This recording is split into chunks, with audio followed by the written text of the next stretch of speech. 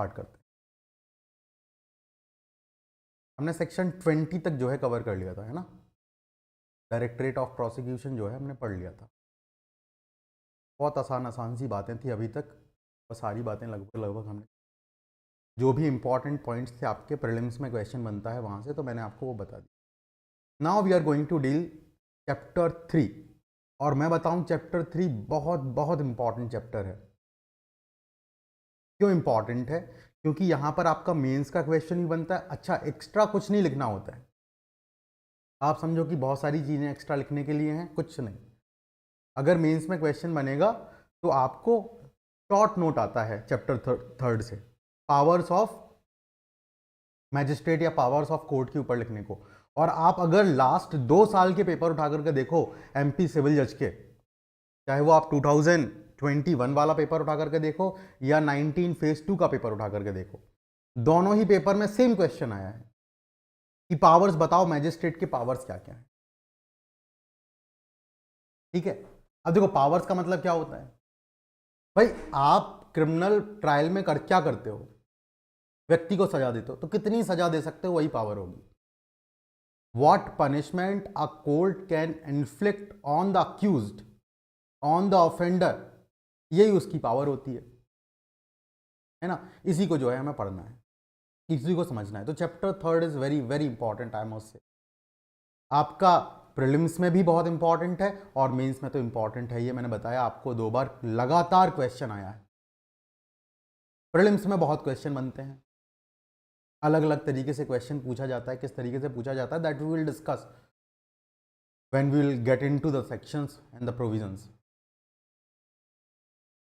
ठीक है, chapter 3 power of courts. कौन कौन से कोर्ट हैं ये बहुत अच्छे से हम जान चुके हैं। ठीक है, सेक्शन 21 से जो है हम कहानी स्टार्ट करेंगे एंड विल मूव अप, और फिर आगे के प्रोविजंस को हम यही देखते जाए। Let me open bracket for you all. आप सभी अपना बैरेक्ट ओपन कर लीजिए। चैप्टर 3 जो है,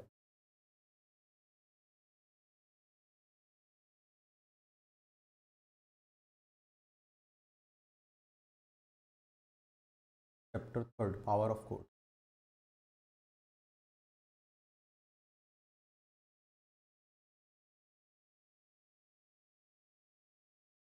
अलग से मैं आपके लिए कुछ लिखवा नहीं रहा हूँ। क्यों नहीं लिखना है? ज़रूरत नहीं है कि आप अलग से कुछ लिखें। मैंने बताया आपको एग्जाम में भी आता है, मेंस में भी आता है क्वेश्चन।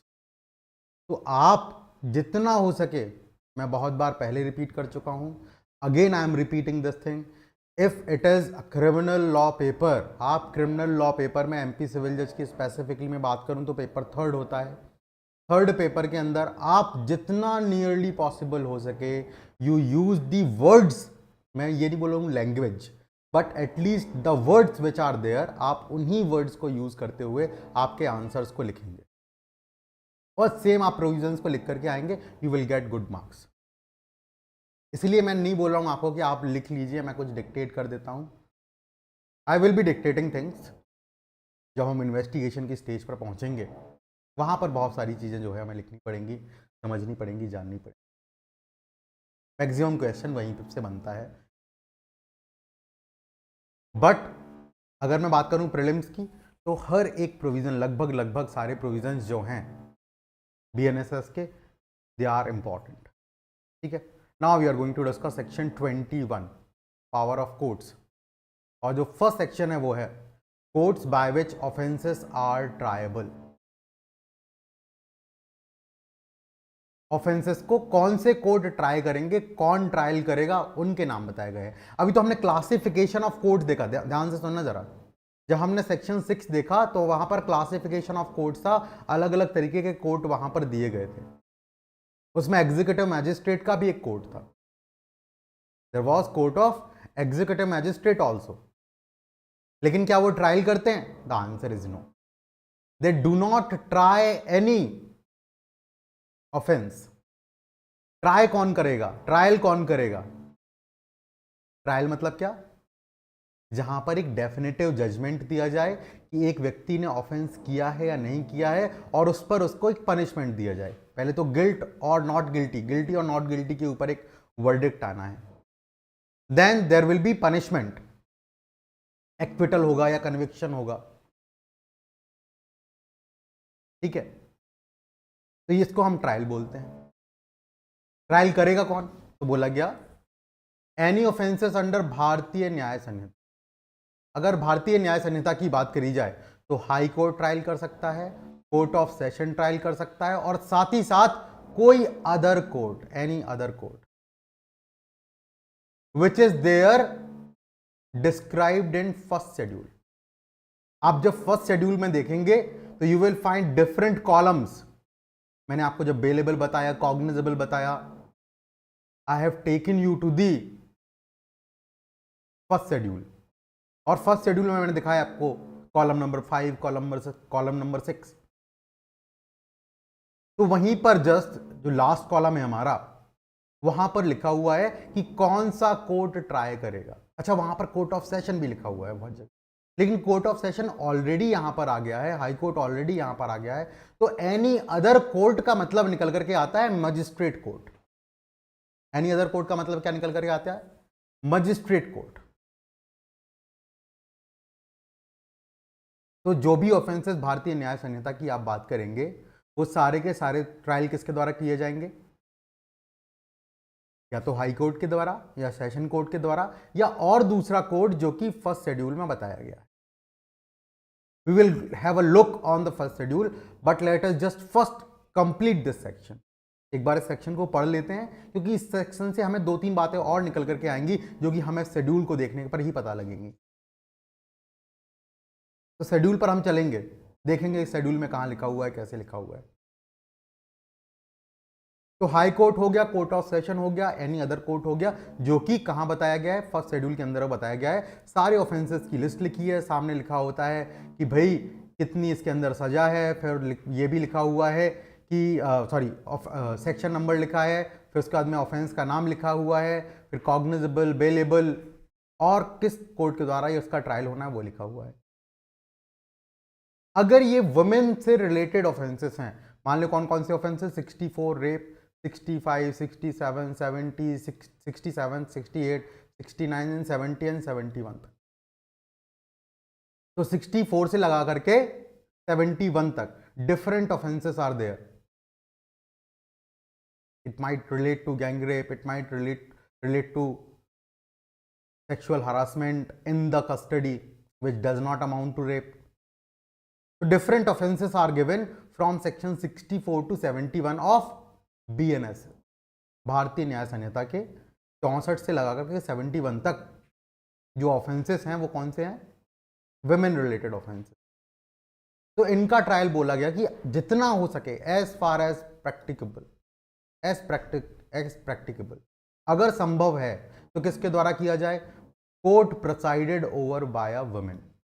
वुमेन जज होगा तो बेहतर होगा, ऐसा बोला गया है। इज दिस क्लियर और नॉट? इतनी बात आपको समझ आ रही है, नहीं आ रही है, बताओ। ठीक है, अब आते हैं, ये तो बीएनएस की बात हो गई। अब इसके अलावा भी बहुत सारे एक्ट्स हैं जहां पर ऑफेंसेस बताए गए हैं। भाई नेगोशिएबल इंस्ट्रूमेंट है, सेक्शन 138 का ऑफेंस होता है, SC/ST एक्ट है, NDPS है, एक्साइज लॉ है, MP एकोमोडेशन में भी आप देखेंगे कुछ ऑफेंसेस, MP LRC में भी आपको ऑफेंस देखने को मिलता है। तो जो अदर लॉ है उनमें जो ऑफेंसेस होते हैं उनको कौन ट्राई करेगा? तो सीधी सीधी सी बात है, अगर आप अदर लॉ की बात कर रहे हैं तो जो कोर्ट उस लॉ के अंदर मेंशन्ड है, उस लॉ में ही बताया गया होगा कि कौन सा कोर्ट, तो बस उस कोर्ट के द्वारा ट्राई किया जाएगा। जैसे NDPS में स्पेशल जज बिठाया जाता है NDPS के लिए, SC/ST में एक्ट में स्पेशल जज बिठाया जाता है। आप MP एकोमोडेशन, MP LRC पढ़ते हैं तो वहां पे लिखा हुआ है जुडिशियल मैजिस्ट्रेट फर्स्ट क्लास। आप जब पढ़ते हैं नेगोशिएबल इंस्ट्रूमेंट, लिखा हुआ है जुडिशियल मैजिस्ट्रेट फर्स्ट क्लास। तो उन कोर्ट्स के द्वारा ट्राई किया जाए। लेकिन अगर कोई कोर्ट मेंशन नहीं है तब क्या होगा? कोई कोर्ट मेंशन ही नहीं किया, नो कोर्ट इज मेंशन्ड, तो फिर तो बोला गया ऐसी स्थिति में हाई कोर्ट उनका ट्रायल करेगा। या तो हाई कोर्ट ट्रायल करेगा, या देखो सेकेंड में लिखा हुआ है any other court by which such offence is shown in the first schedule to be triable. या तो हाई कोर्ट ट्रायल करेगा, या जिन कोर्ट्स को बोला गया है शेड्यूल के अंदर, फर्स्ट शेड्यूल के अंदर बोला गया है, वो लोग ट्राई करेंगे। तो फर्स्ट शेड्यूल के अंदर दो चीजें बताई गई हैं।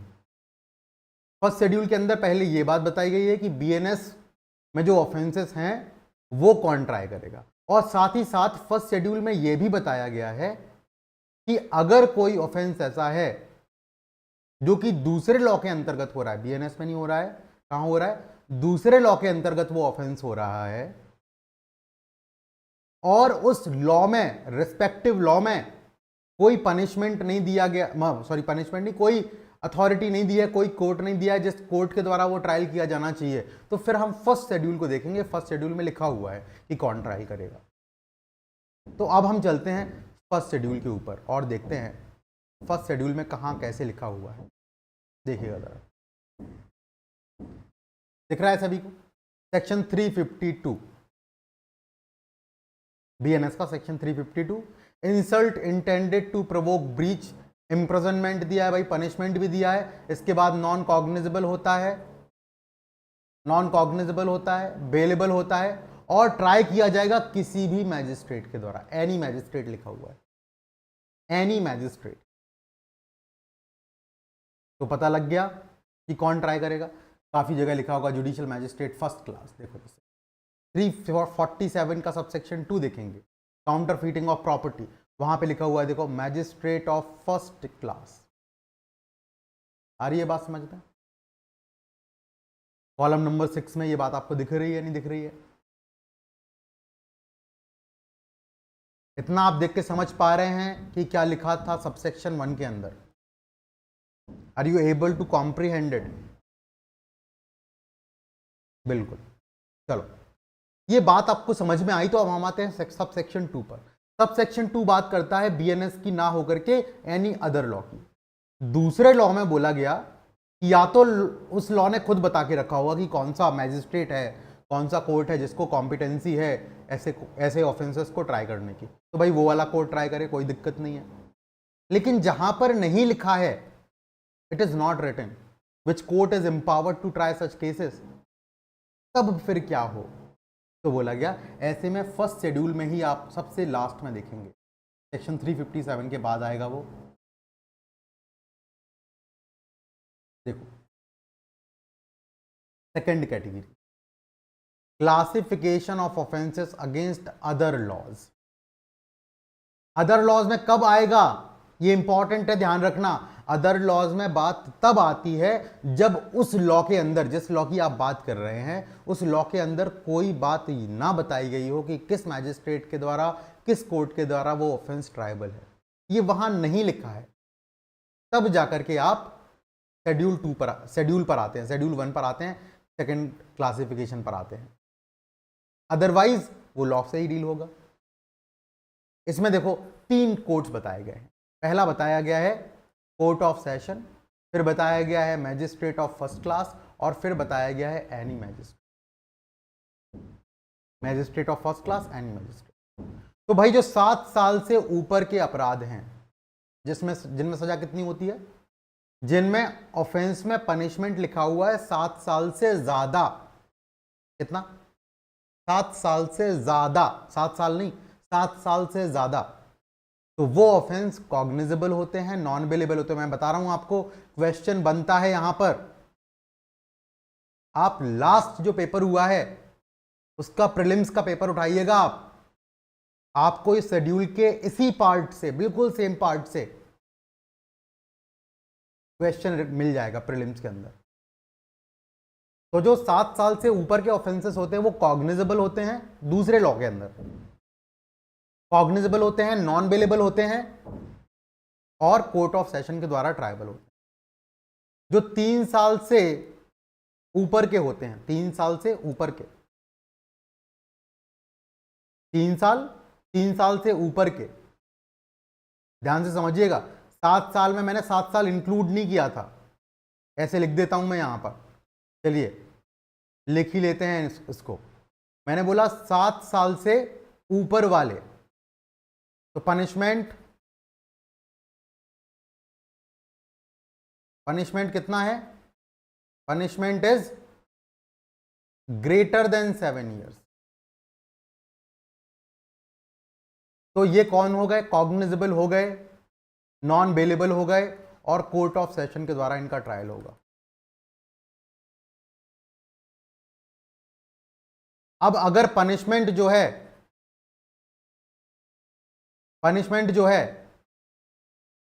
3 साल से ज्यादा है, सॉरी, पनिशमेंट जो है, यहां पर बीच में लिख लेते हैं पनिशमेंट,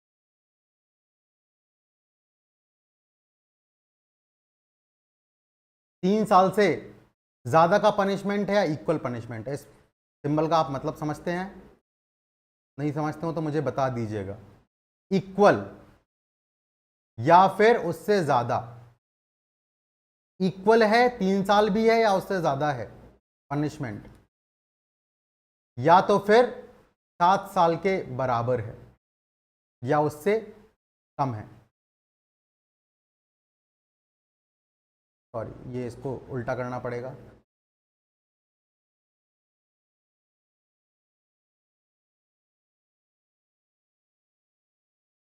या तो 7 साल से कम का पनिशमेंट है, 7 साल से कम का पनिशमेंट है, या 7 साल का पनिशमेंट है, या फिर 3 साल का पनिशमेंट है, या 3 साल से ज्यादा का पनिशमेंट।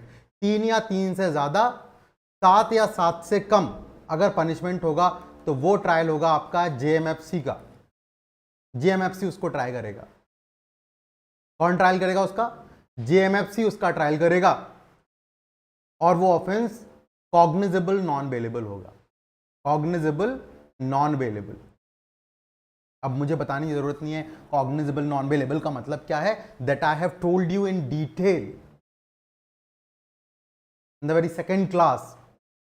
जब हम डेफिनेशंस कवर कर रहे थे, हमने तब बहुत अच्छे से उसको समझ लिया है, जान लिया है। Moving on, we have offences which are less than 3 years, which are punishable with imprisonment of less than 3 years। मतलब जो पनिशमेंट है हमारा, अभी वो कैसा हो गया है? It is less than 3 years। Less than 3 years। तो ऐसे केसेस में वो ट्रायल, वो ऑफेंसेस का ट्रायल कोई भी मैजिस्ट्रेट कर सकता है, एनी मैजिस्ट्रेट, एनी मैजिस्ट्रेट। और जो ऑफेंस है वो कैसा होगा? जो ऑफेंस है वो नॉन कॉग्निजेबल एंड बेलेबल। कैसा हो जाएगा? Non cognizable and bailable. यहां तक कोई किसी को समस्या हो तो बता दो जरा। जो बात मैंने अभी आपको बताई, ये दूसरे लॉ की बात हो रही है, इसको बीएनएस में मत लेकर के जाना। बीएनएस में तो हर एक अपराध के लिए दे रखा है, पूरे का पूरा टेबल है बीएनएस के लिए। तो ये दूसरे लॉस के लिए है। यहां तक आपको कोई समस्या हो तो बताओ। Is there any issue? बोलो जरा जल्दी से। कोई इशू नहीं, क्लियर है सभी को? चलो बहुत बढ़िया, बहुत अच्छा। चलिए अब आगे बढ़ते। तो इसको मैं आपको दिखा भी देता हूँ कि कैसे इसके अंदर लिखा हुआ है। एक बार आप अपने बैरेट में भी देख लीजिएगा शेड्यूल को। जो सेकंड क्लासिफिकेशन दिया हुआ है, the first classification is about BNS. जो सेकंड क्लासिफिकेशन उसकी मैं बात कर रहा हूँ, एक बार इसको देख लीजिए। पॉइंट को याद रखना, 3 साल का अगर अपराध है, 3 साल का पनिशमेंट दिया है जिस ऑफेंस में, उसका ट्रायल जेएमएफसी करता है, एनी मैजिस्ट्रेट नहीं। ये बात आपको याद रखनी है।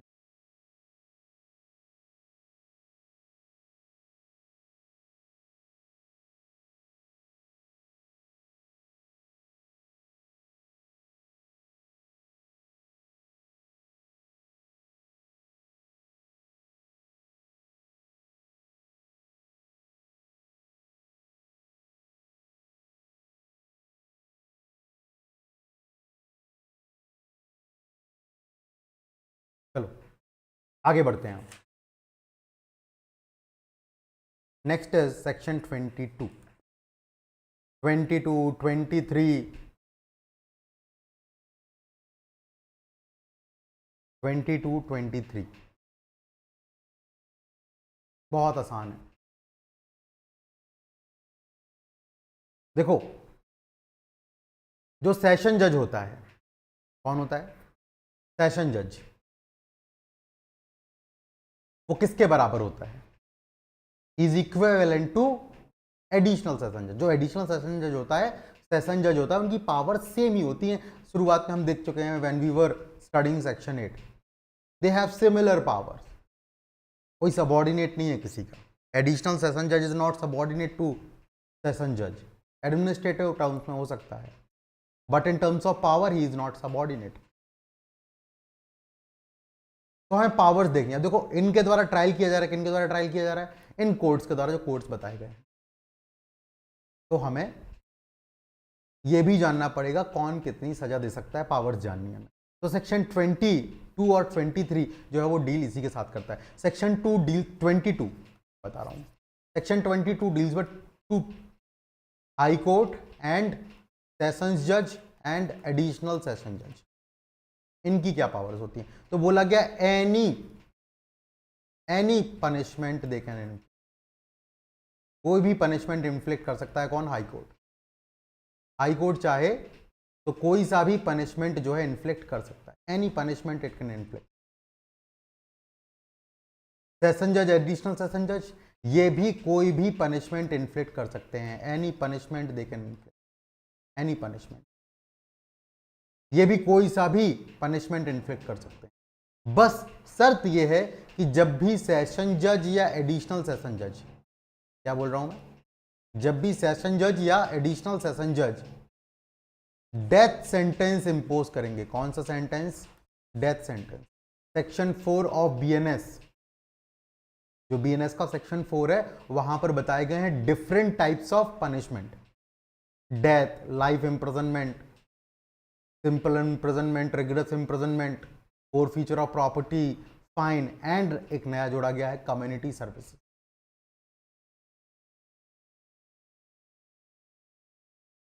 तो मैंने बोला कि जब भी सेशन जज या एडिशनल सेशन जज, सेशन जज या फिर एडिशनल सेशन जज जब भी डेथ सेंटेंस इंपोज करेंगे, जब भी क्या करेंगे? डेथ सेंटेंस इंपोज करेंगे, it will be subject to confirmation by high court. उसका कंफर्मेशन कौन करेगा? जैसे ही आपने डेथ सेंटेंस इंपोज किया, आप सबमिट कर देंगे केस को किसके पास में? हाई कोर्ट के पास में सबमिट कर देंगे, और हाई कोर्ट जो है कंफर्मेशन देगा कि डेथ सेंटेंस को वो कंफर्म करता है या कंफर्म नहीं करता है। उसका प्रोसीजर जो हम पढ़ेंगे आगे upcoming sections. But for now what you have to understand, what you have to keep in mind is that if death sentence is awarded or inflicted by session judge or additional session judge, it will be subject to confirmation by high court. high court उसको confirm करे। तो ये बात हो गई आपकी section 22 की। अब आते हैं हम सेक्शन 23। तो सेक्शन 23 डील करता है सीजीएम, जेएमएफसी और JMSC, judicial magistrate second class, judicial magistrate first class and chief judicial magistrate. तो बोला गया जो चीफ जुडिशियल मैजिस्ट्रेट है, जो चीफ जुडिशियल मैजिस्ट्रेट है, वो 7 साल तक का पनिशमेंट इन्फ्लिक्ट कर सकता है। कितना पनिशमेंट इन्फ्लिक्ट कर सकता है? 7 साल तक का पनिशमेंट इन्फ्लिक्ट कर सकता है। जो जुडिशियल मैजिस्ट्रेट फर्स्ट क्लास है, वो 3 साल तक का पनिशमेंट जो है इन्फ्लिक्ट कर सकता है, और फाइन कितना लगा सकता है? 50,000 तक का। कितना लगा सकता है? 50,000 रुपीज तक का फाइन लगा सकता है। और कम्युनिटी सर्विस भी ऑर्डर कर सकता है। कम्युनिटी सर्विस नया जोड़ा गया है, कम्युनिटी सर्विस। देखो जरा एक बात पे आप ध्यान देना, अभी इसके पहले, जीएमएफसी के पहले कहीं पर भी फाइन की चर्चा नहीं आई कि आप फाइन कितना लगाओगे। तो भाई सीजीएम कितना भी फाइन लगा सकता है, हाई कोर्ट कितना भी फाइन लगा सकता है, सेशन जज, एडिशनल सेशन जज कितना भी फाइन लगा सकते हैं, लेकिन जुडिशियल मैजिस्ट्रेट फर्स्ट क्लास कितना फाइन लगा सकता है? 50,000 रुपए तक का। आर यू गेटिंग इट और नॉट? 3 साल तक की सजा सुना सकता है, 50,000 रुपए तक का जुर्माना लगा सकता है। इतनी बात समझ आती है या नहीं बताओ? कम्युनिटी सर्विस भी ऑर्डर कर सकता है। ठीक है, चलो बहुत बढ़िया। Moving on, we have judicial magistrate second class, he can impose punishment up to 1 year. कितना इम्पोज कर सकता है? 1 साल तक का पनिशमेंट दे सकता है, फाइन लगा सकता है केवल और केवल 10,000 रुपए तक का, और चाहे तो कम्युनिटी सर्विस भी ऑर्डर कर सकता है। कम्युनिटी सर्विस भी ऑर्डर कर सकता है। Now the question is what is this community service? तो मैंने बताया सेक्शन 4 ऑफ बीएनएस, भारतीय न्याय संहिता, जो है नए पनिशमेंट को लेकर के आया है, विच इज कम्युनिटी सर्विस। हमारे यहां पे पहले नहीं था कम्युनिटी सर्विस नाम की कोई चीज, अभी recently it has been added. अब अच्छा, कम्युनिटी सर्विस है क्या, ये बीएनएस भी नहीं बताता है। तो कम्युनिटी सर्विस को एक्सप्लेन करा गया है सेक्शन 23 के एक्सप्लेनेशन में, सेक्शन 23 के एक्सप्लेनेशन में। तो बोला कि कम्युनिटी सर्विस का मतलब होता है कोई ऐसी सर्विसेज करवाना, अक्यूज्ड से, ऑफेंडर से कोई ऐसे सर्विसेज करवाना जिससे कम्युनिटी का बेनिफिट हो, जिससे कम्युनिटी का क्या हो, बेनिफिट हो। और उसको ऐसा काम करने के लिए पैसा भी नहीं दिया जाएगा, उसको बोला जाएगा कि जाओ आप हॉस्पिटल के साथ में 1 महीने तक काम करेंगे। वो 1 महीने तक काम करेगा लेकिन उसको कोई पैसा नहीं मिलेगा उस काम का। इसको हम बोलते हैं जिससे कम्युनिटी का बेनिफिट हो रहा है और उसको रेम्यूनरेशन नहीं मिल रहा है। 2 कंडीशंस हैं, there is benefit of community, there is no remuneration, तो उसको हम बोलते हैं community service. That is all that we have in section 22 and 23। एक बार आप क्या करेंगे, सेक्शन 23 को जल्दी से, 22 और 23 दोनों को ही जल्दी से देख लेंगे, will have a perusal of it, then will move forward, फिर हम आगे बढ़ेंगे। देख लीजिए जल्दी से जरा 22 एंड 23 दोनों को आप जल्दी से देख लीजिए। हाँ वासु बताओ।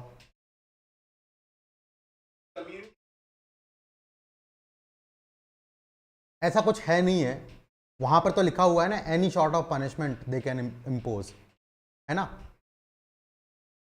और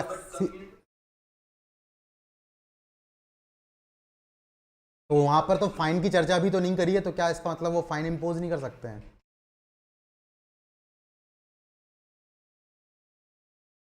ठीक है, वो भी इम्पोज कर सकते हैं। वहां पर जनरली इसलिए नहीं लिखते हैं, उनका पर्पस क्या है, बिकॉज कम्युनिटी सर्विस जो ऐसे ऑफेंसेस में जनरली दिया जाएगा जहां पर ऑफेंस बहुत ही ट्रिवियल नेचर का हो, है ना, इसलिए वहां पर मेंशन नहीं करा है। अदरवाइज बहुत सारे ऑफेंसेस ऐसे होते हैं जो ट्रिवियल आपको लगेंगे, 6 महीने 7 महीने 10 मुश्किल से 1 साल की सजा होगी और उनका ट्रायल करता है कोर्ट ऑफ सेशन। बहुत सारे ऑफेंसेस आपको ऐसे देखने को मिल जाएंगे, है ना, इसलिए फिर यहां पे मेंशन नहीं करा है, but they can impose any sort of punishment.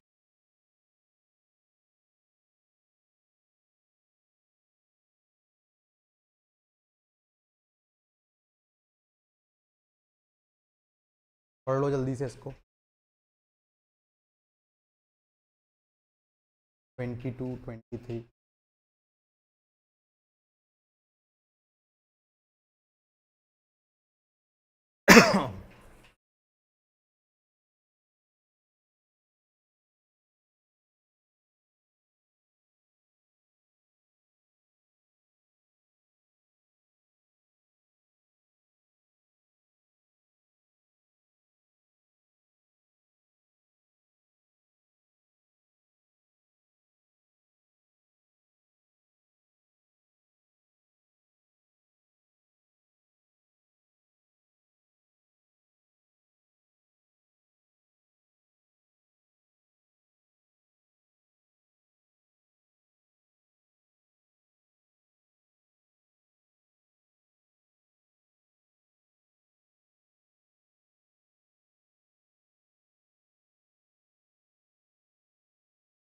तो हमें वो आंसर यहाँ पर मिल जाएगा। मैंने बताया ना कि कोई मेंशन नहीं कर रखा है। देखो कैसे मिलता है, लिखा हुआ है एनी, लिखा हुआ है एनी, लिखा हुआ है एनी,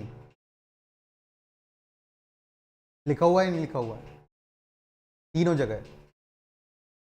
उसके बाद में फिर एक्सेप्शन डाला गया है। तो एनी में तो सारे इंक्लूड हो गए, जितने भी पनिशमेंट सेक्शन 4 BNS के अंदर लिखे हुए हैं, ऑथोराइज करे गए हैं लॉ के द्वारा, वो सब शामिल हो गए। फिर एक्सेप्शन किया गया कि 7 साल से ऊपर का नहीं, नॉट एक्सीडिंग 7 ईयर्स। इससे मतलब उसका निकाल सकते हो कि कम्युनिटी सर्विस उसमें ऑलरेडी इंक्लूडेड है। जबकि यहां पे एक्सेप्शन कार्व आउट नहीं करे गए हैं, है ना। देखो जरा, there are no exception carved out in 2 और 3। 2 और 3 में कोई एक्सेप्शन कार्व आउट नहीं किया गया, सीधा जनरली लॉ लिखा है।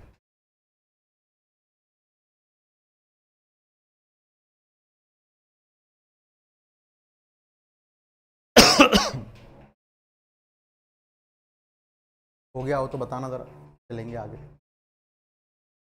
मैं आपको एक्सप्लेनेशन बता रहा था कम्युनिटी सर्विस का।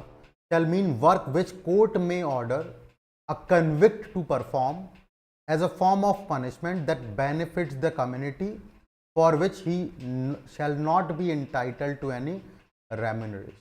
So 2 conditions are there. The first condition is it benefits the community. Second, there is no remuneration.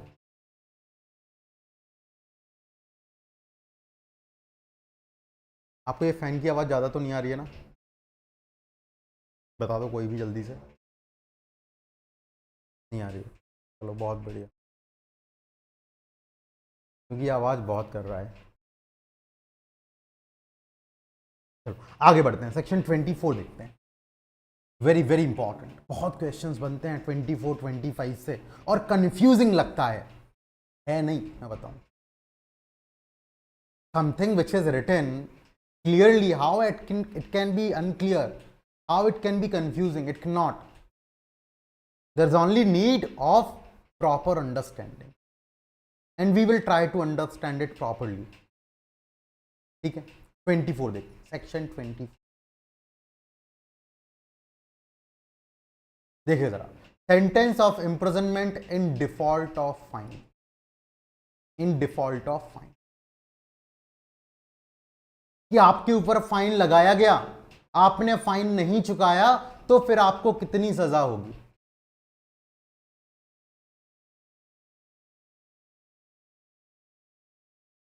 आपके ऊपर फाइन लगाया गया, आपने फाइन नहीं चुकाया, you made a default in payment of fine, तो फिर आपको कितनी सजा होगी। उसके लिए जो है सेक्शन 24 जो है प्रोविजन करता है। तो जो सबसेक्शन 1 है,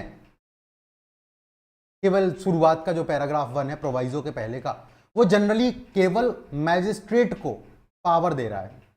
court of a magistrate may award imprisonment in default of fine as is authorised by law, जो कि लॉ के द्वारा ऑथराइज्ड है। लॉ कहां ऑथराइज करता है? सेक्शन 8 में ऑथराइज करता है। कौन से सेक्शन 8 में? लिख लेना बगल में, बिल्कुल छोटा, सेक्शन 8 BNS। वो प्रोविजन करता है कि कितनी सजा दोगे, केवल फाइन है तो कितनी सजा होगी, ऐसे प्रोविजंस करता है। बट एक प्रोवाइजो लिखा है, यही proviso important. Provided that in is not in the term, जिस टर्म के लिए आप सजा दे रहे हैं, जितनी पीरियड के लिए आप सजा दे रहे हैं, is not in excess of the powers of the magistrate under section 2।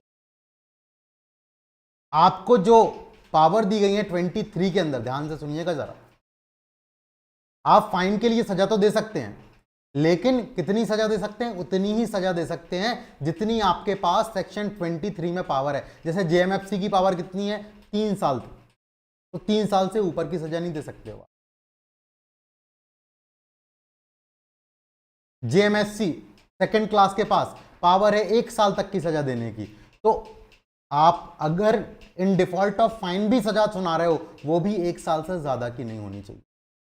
आ रही है बात, समझ नहीं आ रही है? Is this clear to every one of you और नॉट? ऐसा नहीं कि साहब मुझे तो बोला गया था कि सजा, ट्रायल में सजा नहीं सुनानी है। ट्रायल में मैंने सजा नहीं सुनाई है, मैंने अपराधी को सजा उसके अपराध के लिए नहीं दी है, मैं अब उसके केवल फाइन ना देने के लिए सजा सुना रहा हूं। तो मैं अब 1 साल से बंधा हुआ नहीं हूं, मैं 10 साल की सजा सुनाऊंगा फाइन के लिए। ऐसा आप नहीं कर सकते। तो पहली कंडीशन तो ये हो गई कि आपको जो पावर्स हैं, आपको अपनी पावर्स के अंदर ही सजा सुनानी है, फाइन के लिए भी। दूसरी बात very important and it is shall not where imprisonment has been awarded as a part of substantive sentence. very very important, इस बात को आप बिल्कुल बहुत बहुत ध्यान से दिमाग में रखिएगा। ये जो सेकंड प्रोवाइजो का जो बी पार्ट है, क्लॉज बी है, प्रोवाइजो का जो क्लॉज बी है, वो ऑपरेशन में कब आएगा? It will come into operation only and only, मैं फिर से बोलता हूं, it will come into operation only and only where imprisonment has been awarded as a part of substantive sentence. अगर कन्विक्ट को, ध्यान से सुनिएगा, अगर कन्विक्ट को केवल फाइन से पनिश किया गया था तो क्या क्लॉज बी जो है प्रोवाइजो का वो अप्लाई होगा? The answer is no. कब अप्लाई होता है? केवल तभी अप्लाई होता है जब सब्सटेंटिव सेंटेंस जो कन्विक्ट को दिया गया है, सब्सटेंटिव मतलब जो ओरिजिनल सेंटेंस दिया गया था, default of payment of fine नहीं, जो ओरिजिनल सेंटेंस अवॉइड किया गया था उसमें इम्प्रिजनमेंट भी उसको दिया गया था। जो ओरिजिनल सेंटेंस उसको दिया गया था उसमें इम्प्रिजनमेंट भी शामिल था, तब जाकर के आपका सेकंड प्रोवाइजो लागू होता है। इतनी बात अगर समझ में आई हो तो फिर मैं आपको आगे की बात बताऊं कि प्रोवाइजो में क्या लिखा हुआ है। Are you able to comprehend what I am trying to say here? कि कब लागू होगा क्लॉज बी? क्लॉज ए की बात नहीं कर रहा हूं मैं, क्लॉज ए की बात नहीं कर रहा हूं, क्लॉज ए तो इंडिपेंडेंटली एप्लीकेबल है, बट क्लॉज बी तभी लागू होगा। मान लीजिए एक अपराधी कोर्ट के सामने लाया जाता है, मैजिस्ट्रेट के सामने लाया जाता है, मैजिस्ट्रेट उसको सजा सुनाता है 10,000 रुपए के जुर्माने की, बस इम्प्रिजनमेंट नहीं देता है, तो फिर क्लॉज बी लागू होगा क्या? No, the clause B will not be applicable. Clause B will only be applicable जब उसको सजा भी सुनाई गई, 1 साल की सजा सुनाई, 5,000 रुपए तक का जुर्माना लगा, तब क्लॉज बी एप्लीकेबल हो जाता है। और फिर वो अगर उस 5,000 के लिए क्या करेगा?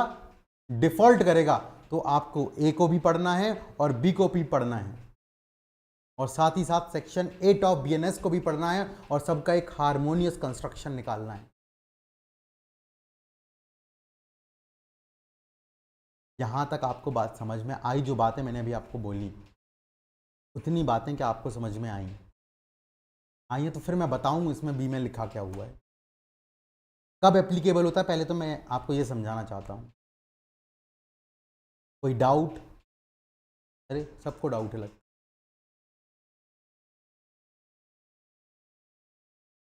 No doubt. मंतशा, मानसी, हाँ, क्या नहीं आया समझ में, बताओ।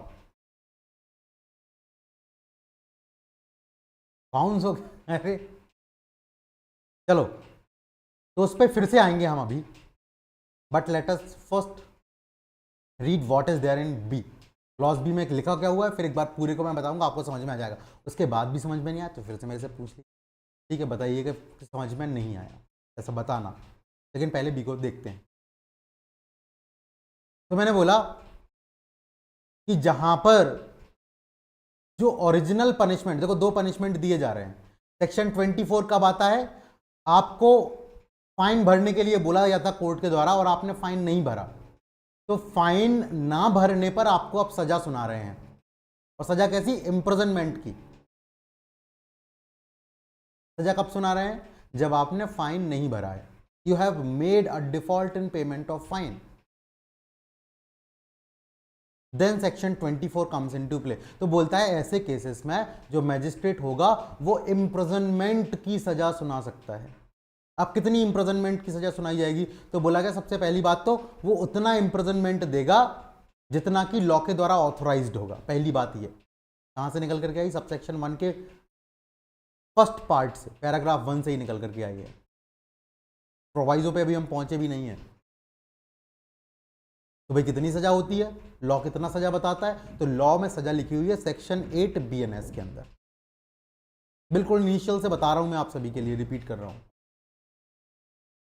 सेक्शन 8 BNS में लिखी हुई है कि कितनी सजा सुनाएगा। अब ये सजा जो है प्रोवाइजो में आ गए हैं, हम प्रोवाइजो के 1 को पढ़ रहे हैं। ये जो इम्प्रिजनमेंट है ये मैजिस्ट्रेट की जो पावर है उससे ज़्यादा नहीं होनी चाहिए। 23 में पावर लिखी है 3 साल, 1 साल, 7 साल, उससे ज़्यादा नहीं हो। बहुत बढ़िया, समझ गए हैं। इसके बाद आते हैं क्लॉज बी पर। तो क्लॉज बी बोलता है कि जब ओरिजिनल सजा जो उसको दी गई थी, क्या दी गई थी? जो ओरिजिनल सजा दी गई थी, ओरिजिनल सजा कितनी दी गई थी? अगर ओरिजिनल सजा में जो ओरिजिनल पनिशमेंट था, ओरिजिनल पनिशमेंट में इम्प्रिजनमेंट भी था, फाइन भी था, इम्प्रिजनमेंट भी था और फाइन भी था, केवल फाइन था तो बात नहीं है, तो आप अभी तक पढ़ लिए जितना उतने में हो जाएगा काम आपका। लेकिन अगर जो ओरिजिनल पनिशमेंट था, सब्सटेंटिव पनिशमेंट था, सब्सटेंटिव सेंटेंस था, उसमें अगर इम्प्रिजनमेंट भी था और फाइन भी था, तब ऐसे केस में द टर्म, द पीरियड जिसकी उसको सजा सुनाई जाएगी, फाइन ना देने के लिए जो उसको सजा सुनाई जाएगी, shall not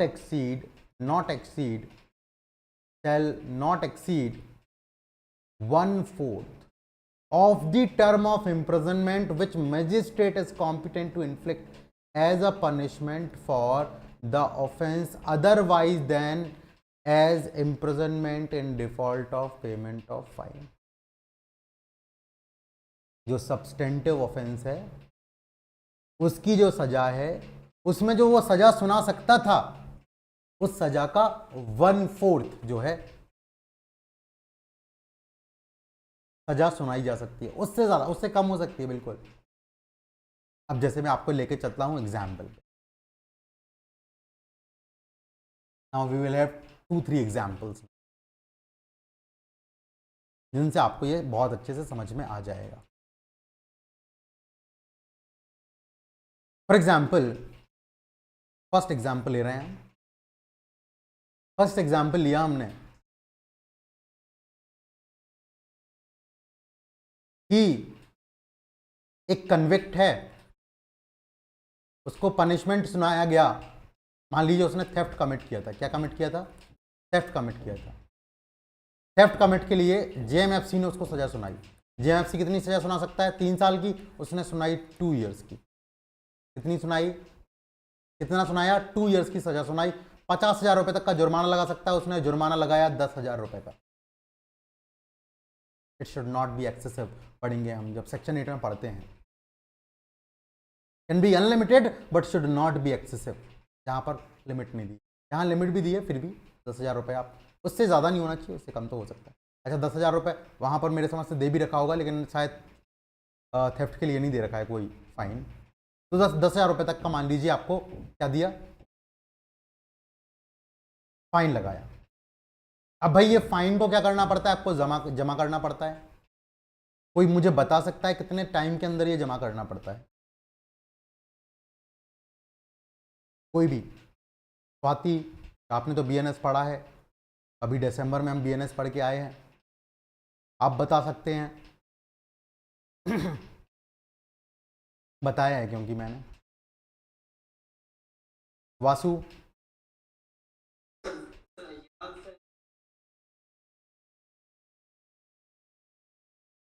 बिल्कुल, जो भी पीरियड लॉन्गर होगा, ध्यान दीजिएगा जरा, क्या बोला मैंने? ये जो 10,000 रुपए हैं या तो 6 ईयर्स या फिर जितना इम्प्रिजनमेंट है, इम्प्रिजनमेंट मान लीजिए 2 साल का है, तो इन दोनों में से जो पीरियड लॉन्गर पीरियड है, जो पीरियड लॉन्गर पीरियड, तो लॉन्गर पीरियड कौन सा हो गया? 6 साल।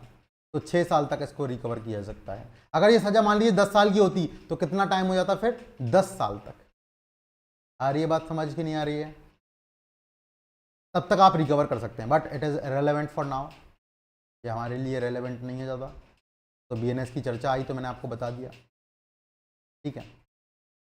समझिएगा ज़रा, 2 साल की सजा सुनाई और 10,000 रुपये का जुर्माना लगाया। अब ये चुकाना था इसको 6 साल के अंदर, इसने नहीं चुकाया, कन्विक्ट ने ये नहीं चुकाया।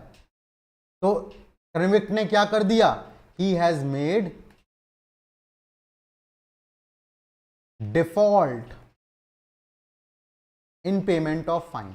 यही किया है कि नहीं किया है भाई बताओ? ये लाइन समझ में आ रही है कि नहीं आ रही है? इतनी बात आपको समझ में आई है नहीं आई है बताओ? कन्विक्ट ने क्या कर दिया? डिफॉल्ट कर दिया फाइन को पे करने में। तो ऐसी कंडीशन में सेक्शन 24 बोलता है, सेक्शन 24 बोलता है कि आप इसको क्या करिए? इम्प्रिजनमेंट दे दीजिए। और इस इम्प्रिजनमेंट को हम क्या बोलते हैं? Imprisonment in default of payment of fine, in default of payment of fine. ठीक है, ये बात मेरी समझ से आपको समझ में आ रही होगी। Imprisonment in default of payment of fine they दीजिए। कितना देंगे? तो बोला गया ऑथोराइज्ड बाय लॉ। कितना देंगे के लिए क्या आ गया? As authorized by law, as authorized by law. कितना? How much? As authorized by law. भैया लॉ ने कितना ऑथोराइज करा है? उसके लिए हम सेक्शन 8 को देखते हैं। किसका सेक्शन 8? सेक्शन 8 ऐसा वैसा यहां वहां का नहीं, सेक्शन 8 जो है वो है बीएनएस का। बीएनएस का सेक्शन 8 देखते हैं और कहीं का नहीं। सेक्शन 8 के बीएनएस में लिखा हुआ है। केवल वहां नहीं लिखा है, यहां के प्रोवाइजो में भी लिखा है। क्या लिखा है बीएनएस में? पहले मैं बताता हूं।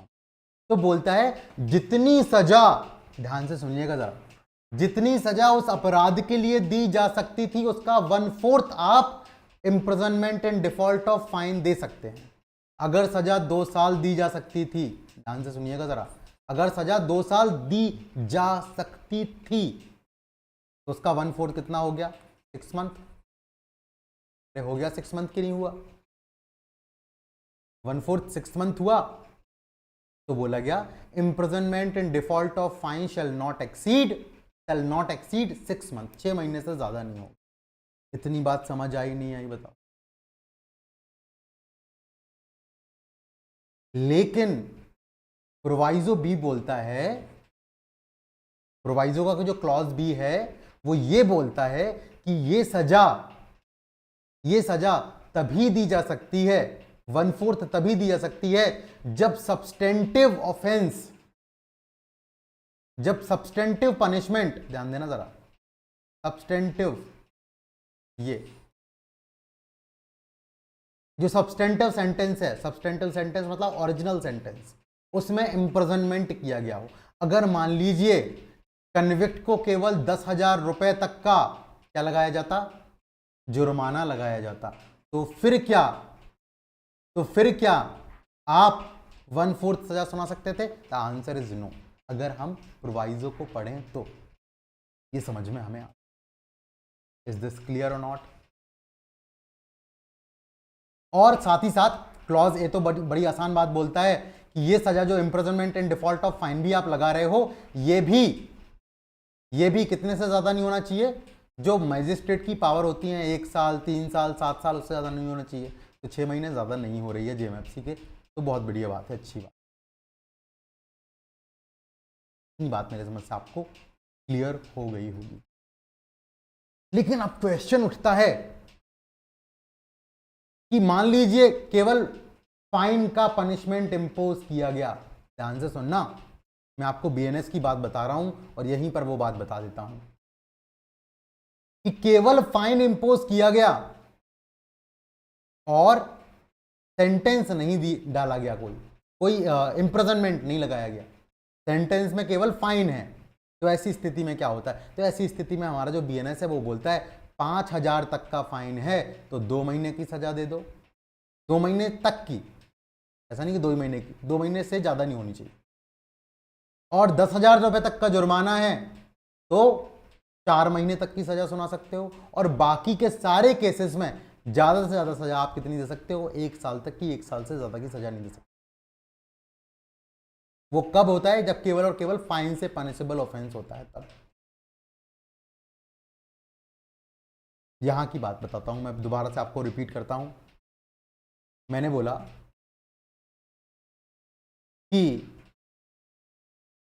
जब कोई व्यक्ति, जब कोई कन्विक्ट डिफॉल्ट कर देता है और फाइन पे नहीं करता है, तो मैजिस्ट्रेट उसको लॉ के द्वारा ऑथराइज्ड इम्प्रिजनमेंट दे सकता है, इम्प्रिजनमेंट दे सकता है इन default of payment of fine. Very good. लेकिन ये जो फाइन के जगह, फाइन की जगह उसको इम्प्रिजनमेंट जब दिया जा रहा है, क्योंकि उसने पेमेंट नहीं किया है, जो इम्प्रिजनमेंट दिया जा रहा है, ये 23 में जो पावर्स दी गई हैं कि 1 साल, 7 साल, 3 साल, इससे ज़्यादा नहीं होना चाहिए, नहीं होगा ज़्यादा। ठीक है, समझ गए। और साथ ही साथ अगर सेंटेंस इंपोज किया गया था, तो जो सेंटेंस इंपोज किया जा सकता था उससे 1/4 से ज़्यादा नहीं होना चाहिए।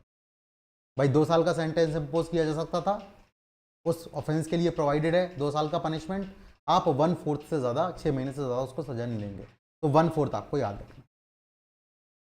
अब ये जो सजा सुनाई गई, ये कब तय करी जाएगी? मान लीजिए ऑलरेडी वो 1 साल की सजा काट रहा था, अब आपने उसको 2 महीने की सजा और दे दी in default of payment of fine, तो आप सजा हो गई 1 साल 2 महीने की।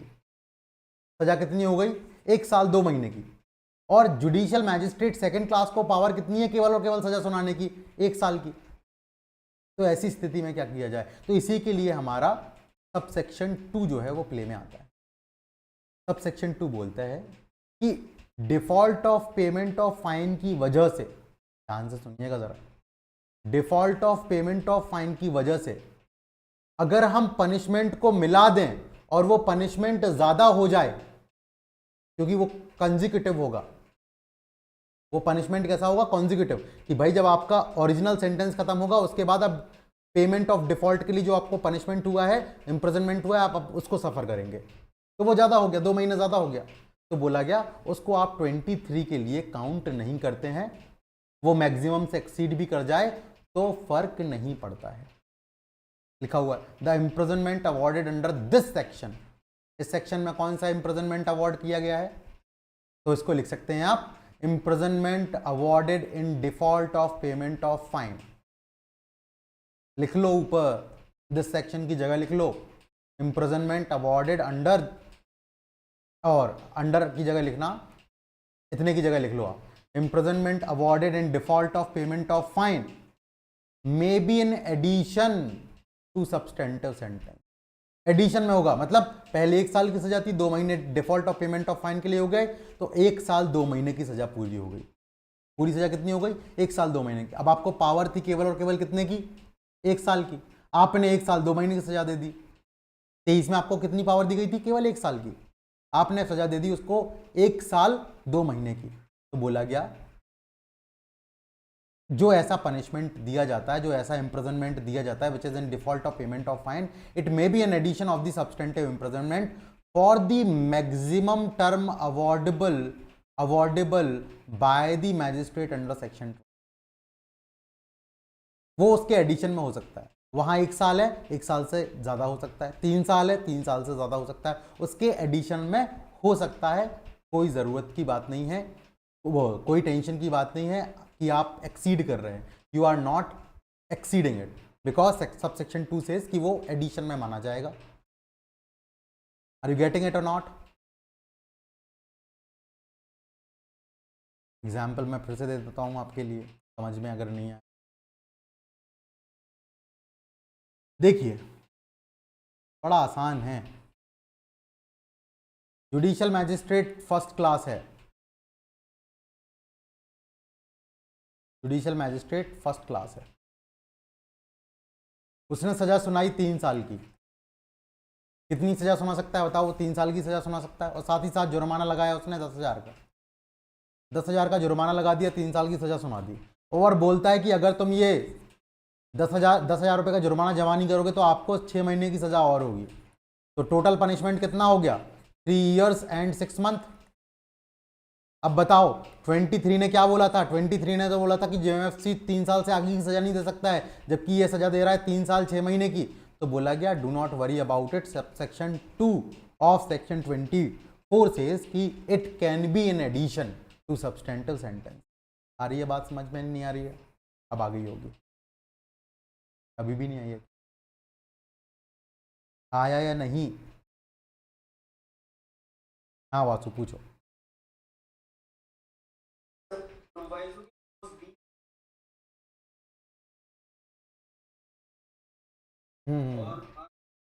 बिल्कुल। मैं आपको कंफ्यूज नहीं करना सुनो सुनो सुनो, मैं आपको उससे कंफ्यूज नहीं करना चाहता हूं। जब आप पढ़ेंगे तो इसका हार्मोनियस कंस्ट्रक्शन ही लगाएंगे, समझ रहे हो? You will apply what? You will apply the harmonious construction of the two. मैंने आपको ये बात बिल्कुल स्टार्टिंग में ही बोली थी, है ना? तो वहां पर ऐसी स्थिति में आप ये देखेंगे कि क्या आप मैक्सिमम सेंटेंस अवॉइड कर सकते थे। अगर आप मैक्सिमम सेंटेंस अवॉइड कर सकते थे तो yes you can apply the 1/4 of maximum sentence. और अगर नहीं तो आप अपनी पावर का जितना आप इन्फ्लिक्ट कर सकते हो उसका 1/4 लगाओगे। आर यू गेटिंग इट और नॉट? आई बात समझ? भाई जुडिशियल मैजिस्ट्रेट फर्स्ट क्लास है, वो थेफ्ट को ट्राई कर रहा है। थेफ्ट में सजा हो सकती है 3 साल तक की, लेकिन वो सजा सेकंड क्लास है तो वो सजा कितनी सुना सकता है? 1 साल ज्यादा से ज्यादा।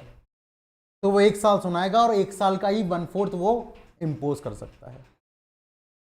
1 साल का ही 1/4 वो इंपोज कर सकता है। अभी बात समझ में आई या नहीं आई? सीजीएम 7 साल तक की सजा सुना सकता है। अब 3 साल का पनिशमेंट तो इंपोज कर ही सकता, तो 3 साल का 1/4 वो इंपोज कर सकता है। ठीक है? तो do not confuse your self. Is this clear Vasu और नॉट?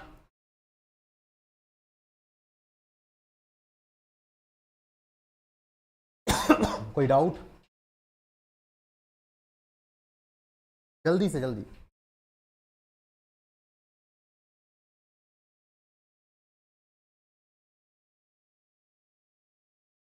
मंतशा, मानसी, स्वाति, आप लोगों को समझ में नहीं आया क्या कुछ भी?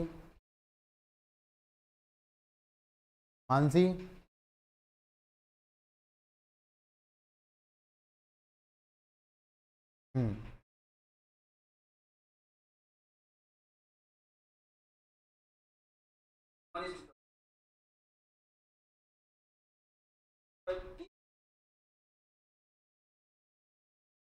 और वहां पर वो लिखता है कि केवल फाइन से पनिशेबल ऑफेंसेस, समझ रहे हो? वो इसलिए लिखता है क्योंकि वहां पर उसको नहीं है कि वो प्रोसीजरल लॉ में जाना चाहे। जब आप प्रोसीजर में आते हैं तो भाई आपको केवल फाइन से भी पनिशेबल ऑफेंसेस होते हैं बहुत सारे।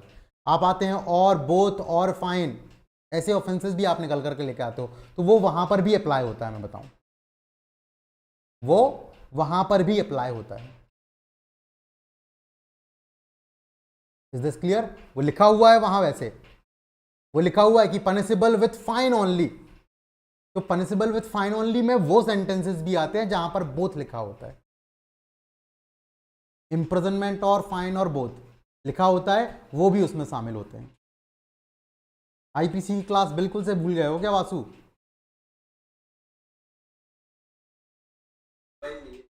हाँ, तो वो तो मेरे समझ से आपके नोट्स में मैंने लिखवा के रखा है। ये बात आपके नोट्स में लिखी हुई है कि क्यों ऐसा वहां लिखा गया है।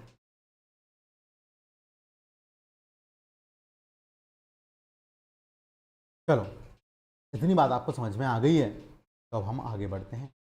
24 के लिए इतना जानना बहुत है। अब आते हैं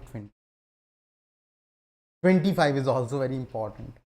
It cannot be confusing as in comparison to section 24, but it is important, very very important. देखो 24 क्या बोलता है? अच्छा 24 ही है, 25 तक ही है प्रोविजन जो इंपॉर्टेंट है। उसके बाद आप देखोगे बहुत ही आसान से प्रोविजंस आगे दिए हुए हैं। They are not that important, not being asked in examination also. ये क्वेश्चंस आपसे बहुत पूछे जाते हैं, इसलिए मैं आपको बार बार बहुत अच्छे तरीके से पूछ रहा हूँ if you have any doubt पर से any doubt, any short of doubt, do let me know right now. अभी हमने 24 में बात करी कि आपने सेंटेंस सुनाया, सेंटेंस मतलब सजा सुनाई, और उसमें फाइन भी था, और फाइन पे नहीं करा तो फाइन पे ना करने के लिए भी आप उसको सजा जो है, और जनरली मैं बताऊं ये तभी कर देते हैं जब आप सेंटेंस लिखते हैं, जब आप ऑर्डर ऑफ सेंटेंस लिखते हैं, जजमेंट लिखते हैं ना, तो जजमेंट में ही साथ में लिख देते हैं कि अगर आपने फाइन, आपको ये पे करना है, अगर आपने फाइन पे नहीं करा तो फाइन ना पे करने के लिए आपको इतनी सजा होगी। ये वहीं के वहीं लिख ही देते हैं पहले से ही। And it shall be in addition to substantive sentence, ये भी लिख देते हैं। It shall be in addition to substantive sentence, ये भी लिख देते हैं। पावर आपको यहीं से मिलती है 23 सबसेक्शन 2 से, 24 सबसेक्शन 2 से। 25 देखो कौन सी बात करते हैं। 25 talks about a scenario where convict is awarded with 2 or more punishment. उसने एक अपराध नहीं किया, पहले गया, मारपीट की, फिर घर के अंदर घुसा, फिर रॉबरी भी करी, देखो क्या क्या किया, हाउस ब्रेकिंग भी किया, हर्ट कॉज किया, ग्रीवियस हर्ट या हर्ट कॉज किया, और रॉबरी भी कमिट करी। तो 3 ऑफेंस करे हैं उसने, और तीनों ऑफेंसेस के लिए उसको क्या करी जाएगी, सजा सुनाई जाएगी। एक ही ट्रायल होगा, एक ट्रायल में अब 3 सजा सुनाई जाए। अब ये 3 सजा कैसी सुनाई जाए, क्या किया जाए, तो बोला गया, मैं अभी पहले आपको रूल पे नहीं ले चल रहा हूं, मैं आपको जनरली बता रहा हूं कि मैजिस्ट्रेट के ऊपर है, कोर्ट के ऊपर है। मैजिस्ट्रेट चाहे तो बोलेगा कि तीनों की तीनों सजाएं एक साथ चलेंगी। मान लीजिए एक सजा सुनाई 5 साल की, एक सुनाई 3 साल की, एक सुनाई 2 साल की, एक सजा 5 साल की, एक सजा 3 साल की, एक सजा 2 साल की। मैजिस्ट्रेट चाहे तो बोल सकता है कि सारी की सारी सजा एक साथ चलेंगी, मतलब उसको टोटल जेल में कितना रहना पड़ेगा, बताओ कौन बताएगा। एक साथ सारी सजाएं चलेंगी तो कितने साल उसको जेल में रहना पड़ेगा, मंतशा आप बताइए। और how much time he has to spend, how much time he has to spend in jail.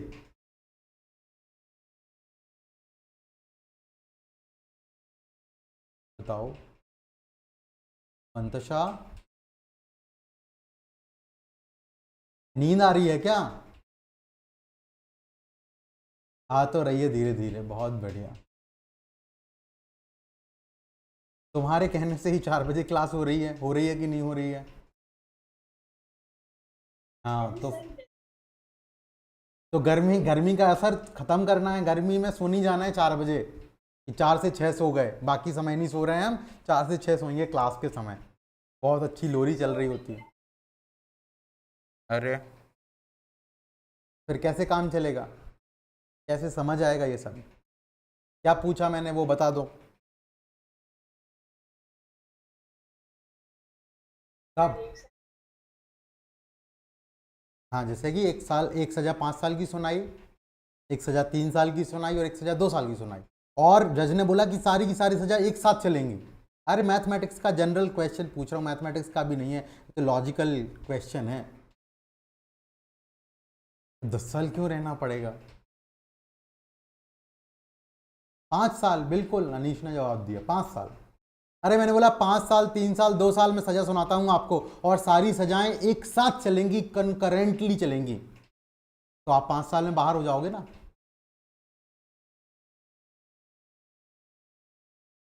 भाई 5 साल की सजा भी आज स्टार्ट हो गई आपकी, 3 साल की सजा भी आज स्टार्ट हो गई, और 2 साल की, तो 2 साल वाली 2 साल बाद खत्म हो जाएगी, 3 साल वाली 3 साल बाद खत्म हो जाएगी, और 5 साल वाली 5 साल बाद आज की डेट से खत्म हो जाएगी, तो मतलब 5 साल बाद आप बाहर हो जाओगे। आई बात समझ नहीं आई? तो इसको बोलते हैं कंकरेंटली सजा का चलना, इसको बोलते हैं क्या, कंकरेंट पनिशमेंट।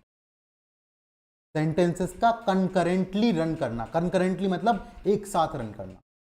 और अगर कॉन्जिक्यूटिवली बोला जाए तो फिर कितने टाइम में बाहर निकलोगे आप? अब निकलोगे आप 10 साल में बाहर। 5 पहले होगा, फिर 3 होगा, फिर 2 होगा, या 2 होगा, फिर 3 होगा, फिर 5 होगा, किसी भी ऑर्डर में आप समझ लो। कॉन्जिक्यूटिव बोलते हैं उसको। क्या बोलते हैं? कॉन्जिक्यूटिव बोलते हैं। आ रही है बात समझ में? नहीं आ रही है?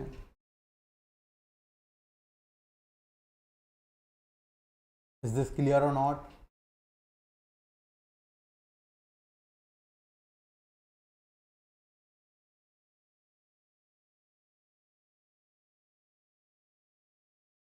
कनकरेंटली मतलब एक साथ सारी सजाएं चलेंगी। कॉन्जिक्यूटिवली मतलब एक के बाद एक खत्म होने के बाद दूसरी चलेगी, दूसरी खत्म होने के बाद तीसरी। तो बोला गया जब भी कोई मैजिस्ट्रेट, ध्यान से सुनना, जब भी कोई मैजिस्ट्रेट या कोर्ट 2 या 2 से ज्यादा ऑफेंसेस के लिए पनिशमेंट इन्फ्लिक्ट करता है, तो वो ऑफेंस की ग्रेविटी को ध्यान में रखते हुए, गंभीरता को ध्यान में रखते हुए, किस नेचर का ऑफेंस है इस बात को ध्यान में रखते हुए ऑर्डर में ये लिखेगा कि ये सारे सेंटेंसेस जो वो सुना रहा है ये कॉन्जिक्यूटिवली चलेंगे कि कंकरेंटली चलेंगे। ये हर जजमेंट में लिखा जाता है। देखो, जजमेंट राइटिंग की बातें समझते जा रहे हो आप साथ साथ। अभी एक बात जानिए आपने, in addition to substantive punishment, एक बात ये लिखी जाती है।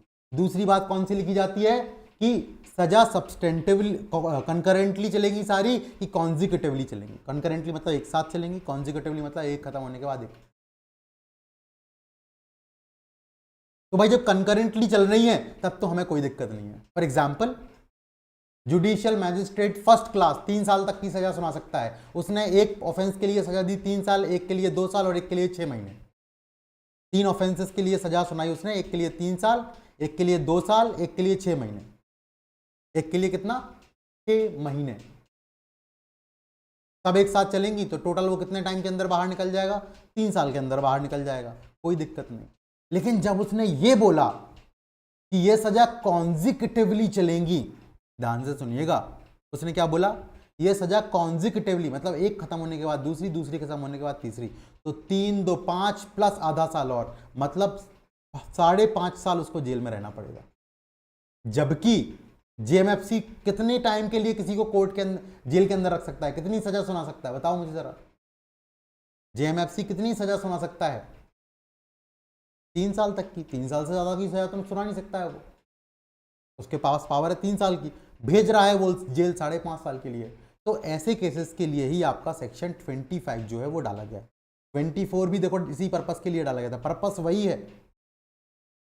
वहां सब सेक्शन 2 लिखा गया था 24 में इसी पर्पस के लिए कि वो एक्सीड कर रहा है। सेम यहां पर लिखा गया है 24, जब आप डिफरेंट ऑफेंसेस के लिए 2 या 2 से ज्यादा ऑफेंसेस के लिए सजा सुना। तो जब कॉन्जिक्यूटिव सजा सुनाई जाती है तो कुछ बातों का आपको ध्यान रखना है। कौन कौन सी बातें हैं वो देखिए जरा। कंकरेंटली सुना सकते हो, कोई दिक्कत की बात नहीं है। कंकरेंटली में कोई दिक्कत है क्या बताओ? अरे कंकरेंटली तो कोई दिक्कत की बात ही नहीं है। आप 3 साल के लिए ही भेज रहे हैं एक तरीके से उसको जेल। लेकिन जब कॉन्जिक्यूटिव हो जाती हैं, एक के बाद दूसरी, दूसरे के बाद तीसरी, तो ऐसे में आपको 2 रूल्स का ध्यान रखना है। कितने रूल्स का ध्यान रखना है? 2 रूल्स का ध्यान रखना है। बोला गया ये सारी सजाएं मिलकर के 20 साल से ज्यादा नहीं होनी चाहिए। तो not be more than 20 years. ये पहला रूल है। This is the first rule. पहला रूल क्या है कि 20 साल से ज्यादा नहीं हो जानी चाहिए। ऐसे जोड़ जोड़ के 20 साल से ज्यादा नहीं हो जाए। ऐसा नहीं कि आपने उसको 200 साल के लिए जेल भेज दिया, ऐसा नहीं कर सकते। यूएस में ऐसा होता है। यूएस के ट्रायल्स का आप जजमेंट पढ़ोगे 300 साल की सजा, 400 साल की सजा। हमारे यहां पर नहीं है। मैक्सिमम कितना? 20 साल तक की सजा। अच्छा, इसमें ये नहीं कि मतलब लाइफ इम्प्रिजनमेंट है तो 20 साल तक की सजा नहीं। लाइफ इम्प्रिजनमेंट का मतलब लाइफ इम्प्रिजनमेंट। 20 साल की सजा मैं किसके लिए बोल रहा हूं? यहां पर आप 4-5 ऑफेंसेस को एक साथ मिला करके सजा बना रहे हो, वो 20 ईयर से ज्यादा नहीं होना चाहिए। सेकेंड,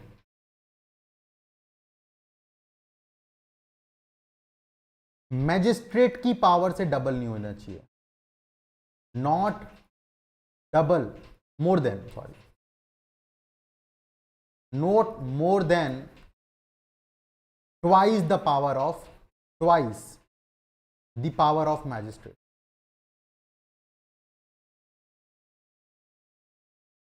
पावर ऑफ कोर्ट लिख लीजिए, दोनों शामिल हो जाएंगे। Not twice the power of the court, court की पावर से डबल नहीं होना चाहिए।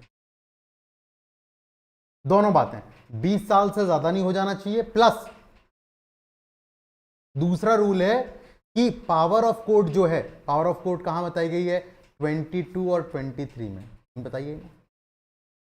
उनकी जो पावर्स हैं उससे डबल नहीं हो जाना चाहिए। फॉर एग्जाम्पल सीजेएम की बात करें तो कितने से ज्यादा नहीं हो जानी चाहिए, एक के बाद आप जोड़ते हुए जा रहे हैं, कितने से ज्यादा नहीं होना चाहिए, 7 + 7 × 2 14 ईयर्स से ज्यादा नहीं होना चाहिए, 14 ईयर्स से ज्यादा नहीं होना चाहिए।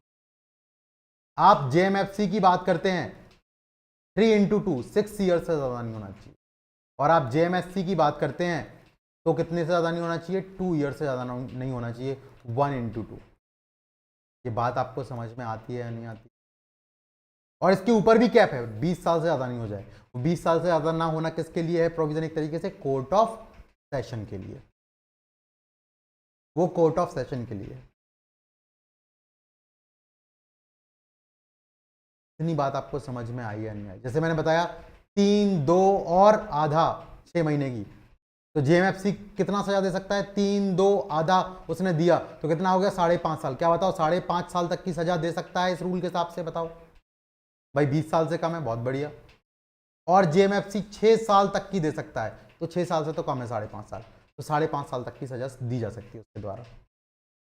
लेकिन अगर वो बोले कि मैं 3 ऑफेंसेस के लिए तुमको, 2 ऑफेंसेस के लिए 3-3 साल की सजा देता हूं और 1 ऑफेंस के लिए 2 साल की सजा देता हूं, और सारी की सारी कॉन्जिक्यूटिवली चलेंगी, कंकरेंटली चलेंगी, तब तो कोई दिक्कत ही नहीं है, ये रूल ही अप्लाई नहीं होगा। बोला गया कैसे चलेंगी, ये कॉन्जिक्यूटिवली चलेंगी, एक खत्म होने के बाद दूसरी, तो टोटल सजा कितनी हो गई, 8 साल की हो गई। क्या जेएमएफसी 8 साल तक का दे सकता है, बताओ जरा, कितना है जेएमएफसी के पास पावर, 6 साल का। 3 × 2 कितना होता है, 6 ही तो होता है, 6 ईयर तो नहीं दे सकते। एक बात और, जब आप किसी सेंटेंस के अगेंस्ट अपील करते हैं, जब आप किसी सेंटेंस के अगेंस्ट अपील करते हैं तो यह देखा जाता है कि आपको कितनी सजा हुई है। जितनी सजा होती है आप उसी हिसाब से कोर्ट सेलेक्ट करते हैं जिस कोर्ट में आप अपील करेंगे। जिस कोर्ट में अपील होती है वो इस तरीके से डिसाइड होता है कि आपको कितनी सजा हुई है। आपको 7 साल से नीचे की सजा हुई है, आप किसके पास चले जाते हैं, सेशन जज के पास चले जाते हैं। 10 साल तक की सजा हो गई, उससे ऊपर 10 साल से ऊपर की सजा हो गई, किसके पास पहुंच जाते हैं, हाई कोर्ट के पास। हम अपील के प्रोविजंस में पढ़ेंगे। तो भाई जहां पर सजा आपको कॉन्जिक्यूटिवली दी जा रही है, ध्यान से सुनिएगा जरा, जब आपको कॉन्जिक्यूटिवली सजा दी जा रही है, एक खत्म होने के बाद दूसरी, दूसरी खत्म होने के बाद तीसरी, तो वैसे केस में जो आपका एग्रीगेट है उसको कंसीडर करा जाएगा किसके लिए, अपील के लिए। जैसे आपको सजा दी कंकरेंटली सजा दी 3 साल, 2 साल, 1 साल, तो सजा कितनी हुई, 6 साल कंकरेंटली करा है। लेकिन कंकरेंटली होने की वजह से आप कितने साल के अंदर छूट जाओगे, 3 साल के अंदर, तो ये काउंट नहीं करी जाएगी। लेकिन कंजिक्यूटिव में 1 साल के बाद खत्म होगी, मतलब अगले के एक के बाद दूसरी, दूसरी के बाद तीसरी, 3, 2, 5 और 1 6 साल की टोटल सजा हो गई कंजिक्यूटिव के केस में। तो जब आप अपील करने जाओगे तो अपील के लिए आपका टोटल इम्प्रिजनमेंट कितना कहलाएगा, 6 साल कहलाएगा। जबकि कंकरेंटली में आपका टोटल इम्प्रिजनमेंट कितना कहलाएगा, 3 साल कहलाएगा, मैक्सिमम वाला कहलाएगा।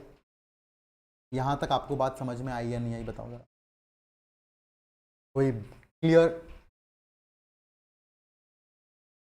कोई डाउट? हाँ, सेशन कोर्ट का, अरे देखो भाई, सेशन कोर्ट का मैंने इस तरीके से मेंशन किया है कि भाई सीजेएम जो है वो कितनी सजा देगा, 7 साल मैक्सिमम, 7 साल से ज्यादा तो देगा नहीं। तो क्या बताओ 20 ईयर्स वाला उसके लिए कोई काम का है, कॉन्जिक्यूटिव देगा तो वो कितने से ज्यादा नहीं दे सकता है, 14 से ज्यादा नहीं दे सकता है। 20 साल का तो उसके लिए रूल का कोई मतलब ही नहीं है। सेशन कोर्ट दे सकता है 10 साल की सजा, 20 साल की सजा, 14 साल की सजा, तो ऐसे में वो कॉन्जिक्यूटिव करके वो 100 साल तक ले जा सकता है। लेकिन कॉन्जिक्यूटिव ले जा करके आपको 100 साल नहीं ले जाना है, मैक्सिमम कितना रखना है, 20 साल। तो सेशन जज के लिए है वो 20 साल एक तरीके। आया समझ? चलो अब पढ़ते हैं जरा 25 को, लिखा क्या हुआ है 20। एक एक बात मैं आपके लिए पढ़ूंगा और एक एक बात को आप बहुत अच्छे से सब बारीकी से समझेंगे। और आपको लगता है कोई शब्द ऐसा है, कोई लाइन ऐसी है, कोई कॉमा फुल स्टॉप ऐसा है which you are not able to understand, आपको नहीं आ रहा है समझ, आप तभी के तभी मुझसे पूछ, ठीक है? मैं इसलिए आपको ये टाइम लेकर के पढ़ा रहा हूँ, इम्पॉर्टेंट है, एग्जाम में आता है, कंफ्यूजिंग हो सकता है। शुरुआत से मैंने आपको अलर्ट किया था इस बात के लिए, it can B confusing for people, but confusing तब है when you lost interest, when you lose interest, you do not focus, तब फिर आपको कंफ्यूजिंग लग जाएगा। अनीश, अच्छा मीटिंग लेफ्ट कर दी। Sentences in case of conviction of several offences at one trial. Several offences का मतलब क्या होता है? दो या दो से ज्यादा, एक ही ट्रायल में। When a person is convicted at one trial of two or more offences, the court may subject to the provisions of section 9 of Bharatiya Nyaya संहिता। भाई वहां पे दिया है कि एक अपराध के लिए एक बनाओगे तो उसको दो अपराध के लिए बनाओगे, क्योंकि वहां पे दिया हुआ है कि भाई एक ही अपराध से एक ही ऑफेंस में कई पार्ट्स हैं और हर पार्ट अपने आप में ऑफेंस है, तो आप किसी एक के लिए ही सजा देते हैं, हर पार्ट के लिए उसको सजा नहीं देते हैं। फॉर एग्जाम्पल, एक व्यक्ति ने ग्रीवियस हर्ट कॉज किया, ध्यान से सुनिएगा जरा, सेक्शन 9 का एग्जाम्पल बता रहा हूं मैं आपको। एक व्यक्ति ने ग्रीवियस हर्ट कॉज किया छड़ी से किसी मार के, अब उसने छड़ी उसको 100 बार मारी, छड़ी उसको क्या मारी? 100 बार मारी। एक बार छड़ी मारेगा तब भी ग्रीवियस हर्ट होता है, 100 बार छड़ी मारेगा तब भी हर्ट होता है, और एक बार छड़ी मारेगा तब भी 1 साल की सजा है। तो बोला कि ऐसे में ऐसा नहीं हो जाएगा कि 100 बार छड़ी मारी तो 100 साल की सजा, तब भी वो हर्ट की कैटेगरी में ही आएगा। अरे ये बात समझ, इसलिए बोला गया subject to the provisions of section 9 of Bharatiya Nyaya Sanhita. Sentence him for such offences to the several punishment therefor which such court is competent to inflict. भाई सजा सुना सकते हो आप जितनी भी आपकी पावर है, एंड यहां से इंपॉर्टेंट है, court shall considering the gravity of offences, gravity of offence को कंसीडर करते हुए order such punishment to run concurrently और कंजिक्यूटिवली, या तो कंकरेंटली या कंजिक्यूटिवली कैसे चलना है ये कोर्ट को खुद बताना है। Court shall do it. पहले थोड़ा सा अलग हुआ करता था कि अगर नहीं बोला कुछ तो कंकरेंटली चलेगा, ऐसा नहीं रह गया अब कोर्ट के ऊपर ड्यूटी इंपोज करी है। whenever you are writing the judgment, being a judge, being a magistrate, you must do it, you must do this exercise। आप बताएंगे कि ये सारे पनिशमेंट जो आपने लिखे हुए हैं ये कंकरेंटली होने हैं कि कॉन्जिक्यूटिवली होने हैं। कंकरेंटली कॉन्जिक्यूटिवली का मतलब क्या है वो मैं आपको बता चुका। अब कंकरेंटली में तो कोई दिक्कत ही नहीं है। क्यों दिक्कत नहीं है? क्योंकि आप जो मैक्सिमम सेंटेंस है तब तक रहने वाले हो जेल के अंदर, और वो तो ऑब्वियस सी बात है तभी दे सकता है मैक्सिमम वाला जब उसकी पावर होगी। अगर उसकी पावर ही नहीं है तो मैक्सिमम वाला तो सेंटेंस वो इंपोज कर ही नहीं सकता। दिक्कत आती है कॉन्जिक्यूटिव सेंटेंसेस में, मैंने आपको बता दिया है क्या दिक्कत आती है, उसका सॉल्यूशन क्या है वो भी मैंने। But now let us see how it is written in subsection 2। In case of consecutive sentence, it shall not be necessary for the court by reason only of the aggregate of the for the several offenses being in excess of the punishment which it is competent to inflict on conviction of single offense to send the offender for trial to the for trial before the higher court। मतलब कि भाई मेरी power है कि मैं judicial magistrate first class अगर हूं, मेरी पावर है कि मैं 3 साल तक की सजा सुना सकता हूं।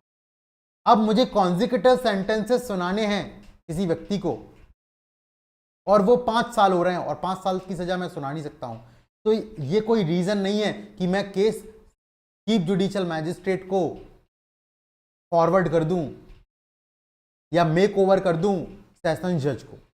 ये कोई ग्राउंड नहीं है। I can inflict such punishment, लेकिन वो पनिशमेंट इन रूल्स के अंतर्गत होगा, provided that in no case such person shall be sentence to imprisonment for a longer than 20 year. 20 साल से ज्यादा का पनिशमेंट कॉन्जिक्यूटिव लगा लगा करके 20 साल से ज्यादा नहीं कर देना है। दूसरी बात, the aggregate punishment shall not exceed twice the amount of punishment with the court is competent to. जो कोर्ट की पावर है उससे दुगना नहीं हो जाना चाहिए। एग्जाम्पल्स मैंने आपको बता दिए। अपील वाला जो प्रोविजन है वो आपका 3rd में लिखा हुआ है।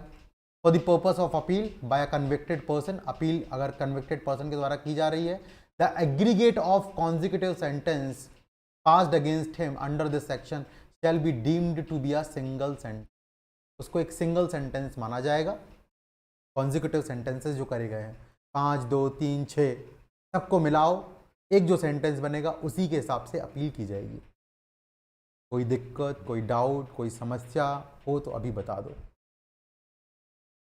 25 तक आपको कोई समस्या हो then please do let me know right now.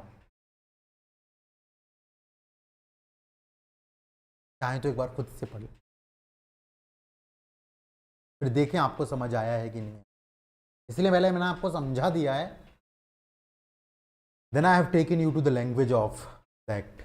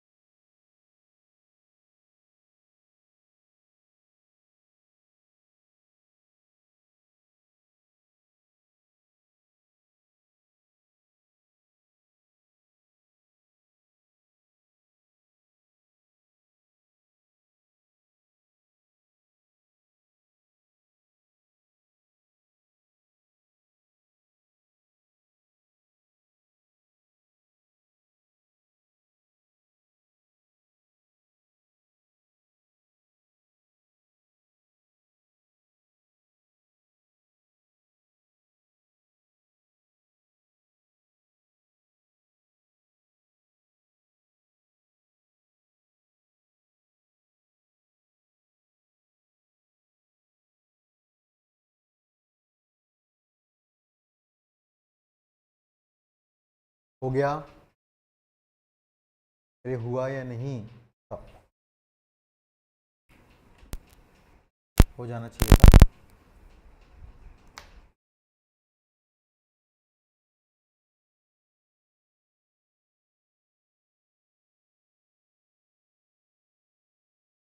कोई डाउट? नो डाउट, कोई डाउट नहीं। चलो तो अब देखते हैं हम कहानी 26 से आगे की। बहुत आसान आसान से प्रोविजन है आप 26, 27, 28, 29। देखो जरा, मोड ऑफ कन्फरिंग पावर। भाई जो हाई कोर्ट है या स्टेट गवर्नमेंट है, ये कोई भी ऑर्डर निकाल करके किसी भी ऑफिस को या क्लास ऑफ ऑफिशियल्स को पावर कन्फर कर सकते हैं, एम्पावर कर सकते हैं। स्पेशली कि आप ये करने के लिए एम्पावर्ड हो, आप ये करने के लिए एम्पावर्ड हो, आपके पास ये पावर है। आपके पास कौन कर सकता है? हाई कोर्ट या स्टेट गवर्नमेंट। क्या तरीका होगा? ऑर्डर निकालना है। आप क्या निकालना है? ऑर्डर निकालना है।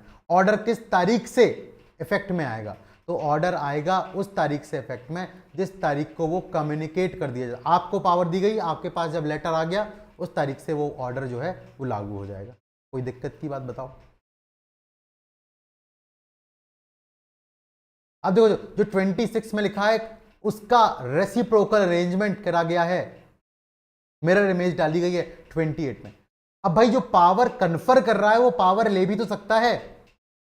जो पावर कन्फर कर रहा है he can also take back the powers. तो भाई state government high court power देते हैं तो वो चाहें तो वो पावर विदड्रॉ भी कर सकते हैं। हाई कोर्ट और स्टेट गवर्नमेंट में विदड्रॉ ऑल और any power conferred bye it under this Samhita on any person और एनी ऑफिसर सबऑर्डिनेट।